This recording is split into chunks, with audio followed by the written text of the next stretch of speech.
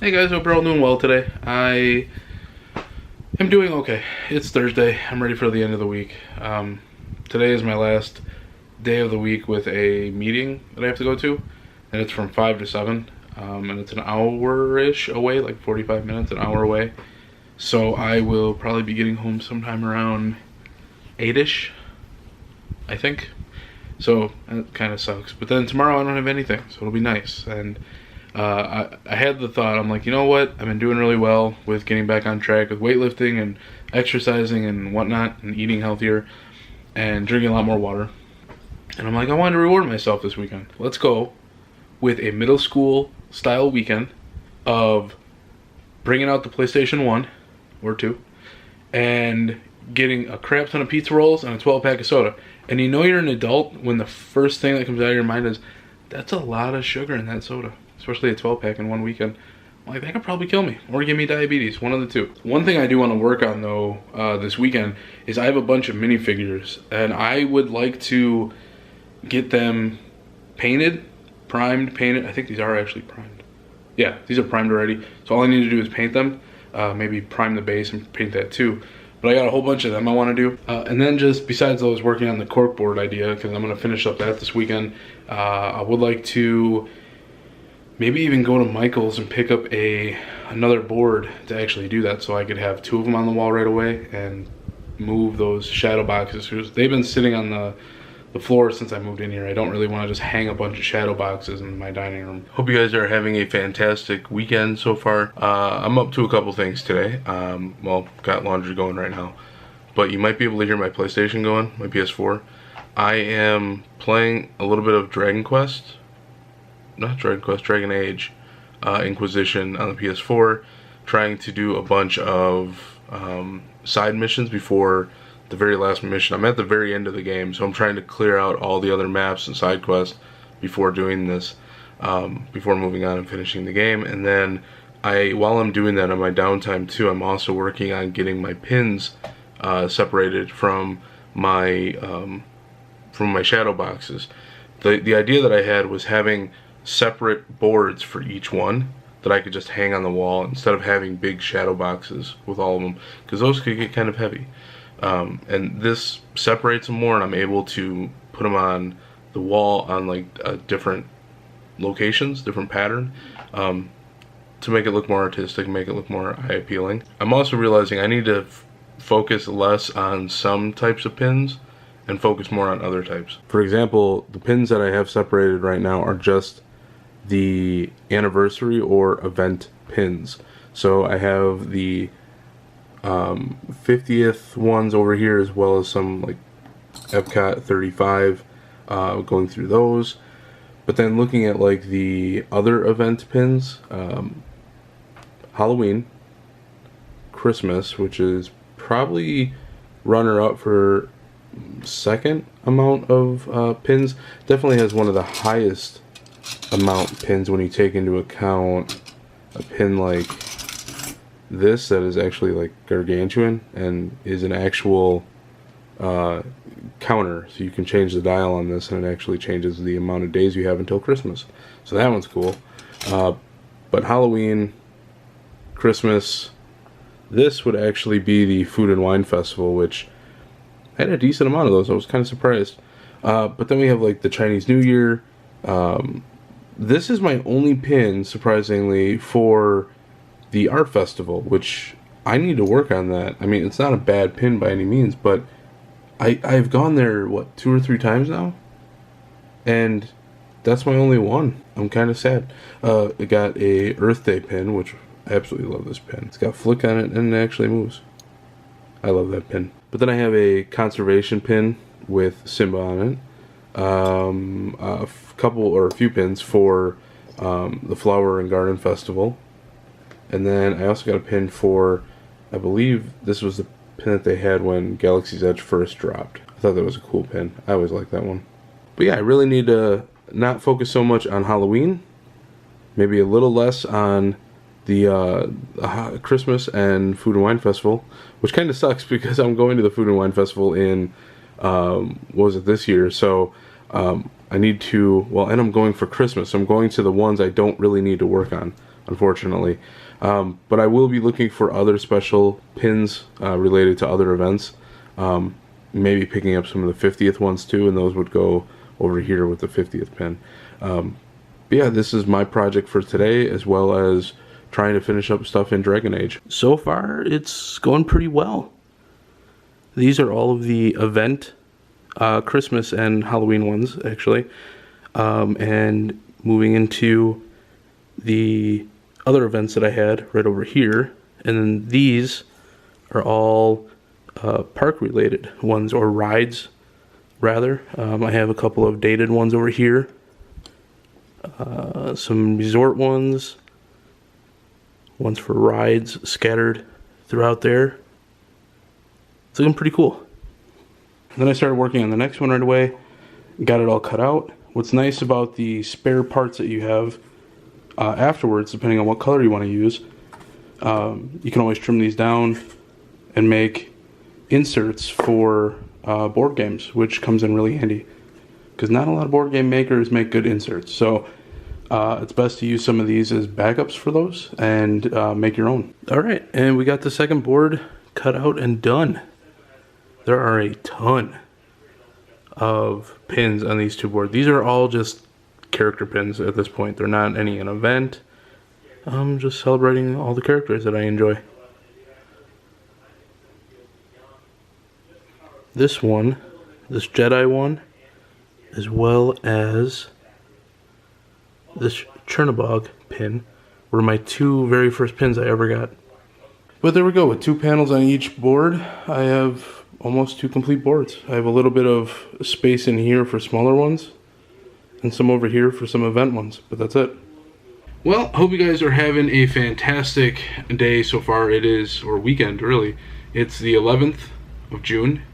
It is not bad weather-wise. We got some rain this past week, which we desperately needed, because I still think everything is really dry here in Wisconsin.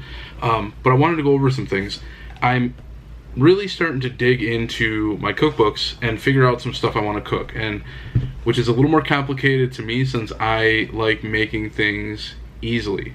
Like a good soup for me would be chicken broth, noodles, and chopped up vegetables, and maybe a little herb seasoning for stuff. I usually have like a mix that I'll sprinkle on it, and it adds a little bit of flavor, but it doesn't overpower it. So that's a good meal to me. I love making stuff like that. It's easy to make, it's filling, or at least I think it's filling, and it does the job. But I have 4 main cookbooks, and I'll show you those right now. These 2 you might have seen in haul videos. They're Disney cookbooks. This one is based on the festival stuff that you find in like festival, Food and Wine Festival, Festival of the Arts might be in here as well, I think. And then other ones from around different Disney parks, like Disneyland and Paris and stuff like that. So this one's really cool. Some of this stuff in here can be a little complicated. A couple of them here and there are easier to do. These are really cool. And then the second one is a Kitchen Magic with Mickey, his favorite recipes from the Disney parks and the cruise ships. So it's just the overall meals, some of the meals that you can find in a lot of the parks and the cruise ships. Those will be in this one. I mean, just to give you an idea of what I mean by complicated, like for the tri-tip and grilled lobster, it looks like I'm trying to summon a Patronus. Look at that thing. That is 2 pages of complicated mess. That's not something I'm really into. That's something like I would have to really focus on. Like just going through the recipes for the barbecue and then the tri-tip. Oh, and then they got the lobster stuff over here, the mashed potatoes, the seasonal vegetables. There's just so much going on with that recipe. That's not exactly something I'm looking for. The other 2 books that I have should be a lot simpler, although they may not be the healthiest stuff out here. This one, they're both Taste of Home. This one is the Ultimate 9x13 Cookbook. 9x13 is a very popular dish for like casseroles and stuff like that. I think I have 1 or 2. So my mom picked me up this book to go with it, and it has 315 fabulous comfort foods, all prepared in one versatile dish. So I'm going to take a look at this one, see if I can find some things that I want to cook, as well as this one, because these are 431 hot and hearty classics for a slow cooker. Just all slow cooker recipes. And what I like about a slow cooker, haven't used mine other than I think I made, there was a dip that we had to do. But other than that, the only the great thing about slow cookers is that I can make like a pot roast or something in the morning, let it sit for like the 8 hours that it needs to, and I can have a nice pot roast for dinner, or I can have like some sandwich with like some shredded meat in it or something. So that is really handy. So I'm gonna go through these cookbooks and find some recipes that I want to do or share with you guys in the next, basically over summer. I want to get into cooking more, especially with trying to save money. I think that'll be really nice. I think it'll be nice and handy, especially for my wallet. But right now, I'm also seeing that a lot of prices for food are going up, which is unfortunate because gas is going up, food is going up. Basically everything is going up at this point, and it really bites. But yeah, if you guys also have any slow cooker recipes or recipes for like a 9x13 dish, let me know. Leave them in the comments below. I'll definitely take a look at them, see if it's something I'm interested in. Alright, so gas just went down a little bit, so I had to go run over and grab some real quick. But something, I wanted to talk about two things when I got back. One was a good thing, and one was a bad thing. The bad thing, well, I mean, the bad thing is more for me, but I was playing Dragon Age, and I might as well just show you. So the way Dragon Age is set up is that these are all of the trophies for the main game. Then you have the DLC, which are these three. The way you're supposed to play these is the main stuff, then the Jaws of Hakon, and then the Descent. And Trespasser is supposed to be the end-all DLC. You're supposed to play that at the very end because it basically ties up everyone's stories. So I'm going through, there's only a few trophies I need in here. 2 of them are really hard, and you have to play the game on like hard or super hard basically to finish that out. So I think the only other trophies are beating 10 dragons and collecting 50 herbs. So those 2 are really easy. The other 2 with the difficulty settings, I hate games that have those, but it's something I'm gonna have to do down the road. And then getting into the Jaws of Hakon and the Descent, I accidentally did the Descent before them, which it doesn't really matter. But while going through the Jaws of Hakon, something really bummed me out. There's only 4 trophies, and for this one, I'll read it to you. Destroy all of the winter shards and light all of the fires in the old temple. Basically, as you're playing in this old temple, there will be fires that you have to start and light throughout.